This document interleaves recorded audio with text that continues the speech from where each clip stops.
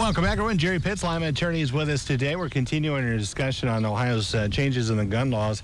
You made a very good point before we came on. There is some concern for those who were against this, saying, it's going to be Saturday night in Dodge City, but there are some rules that people need to keep in mind if they think they're just going to go around carrying a gun wherever they want, whenever they want, right? Yeah, that's not going to happen. Right. But the problem is, I don't think there's enough information that's out there to explain that after June, whatever date it is, that there's going to be certain other regulations. People think they can simply buy a gun, carry a gun. Well, you can't do that. It's going to be a lot of little idiosyncrasies that go with that. For example, you cannot, per se, have a gun on somebody's private property, right, unless they give you permission to have it there. And like most institutions and stores and all that, you're going to see a clear sign that says no weapons are allowed. See, now, that's a good point, because I wondered about that, and that's something that happens now. You'll go to a business, fast food restaurant, and they'll say no guns are allowed on that premises. Now, that's their right, and you have to adhere to that. You right? have to adhere to it, or you breaking the law. And in another facet, even on people's private property, if they have out a sign, no weapons are allowed here, then that's a problem too. Another problem is going from state to state and the transportation of the weapon. The only safe way you can go from state to state is have the weapon in the trunk and a weapon case that is set up for a weapon with the ammunition separately placed so that it's not readily at hand. If you don't, then you're violating that law.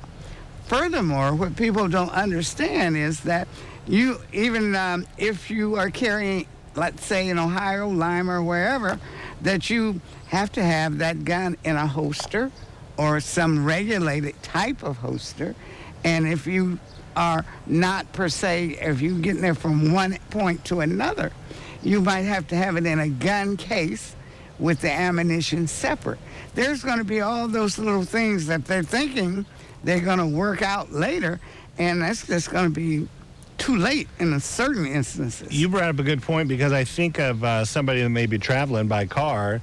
You better, I guess, know each state's gun laws when you go through Ohio and Indiana. They're going to change, as you said, the way you have to have it stored in your car, whether you can have it in your car, what you have to tell law enforcement officers. So you better be up on that from state to state, right? And that's why it should have been so essential for people who wanted to carry a gun to have to go through a class or classes so that they can be up on these things.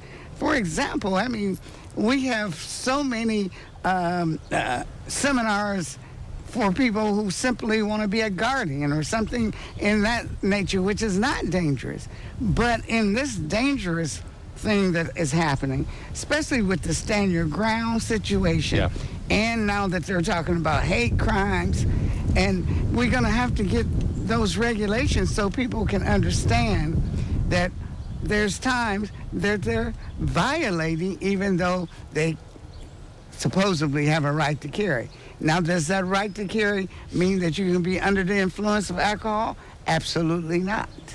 So those are things, the concerns that we're going to have to look at, and that's why the classes should have been essential. I wonder, too, you brought up a good point, because I thought so many times in a crime, whether it's a felony, we'll hear about that gun specification. Oh, we got 3 years tacked on because of a gun specification. How does that affect this? Will that come into play, or is that less than it? That's into play very well, because if you have a felony, no matter what, you don't have the right to carry a weapon of any kind. You're right. Now, what's so interesting to me, illegal knife that is longer than regulation can get you more time once this thing goes in effect in June, because it's not a weapon that is covered.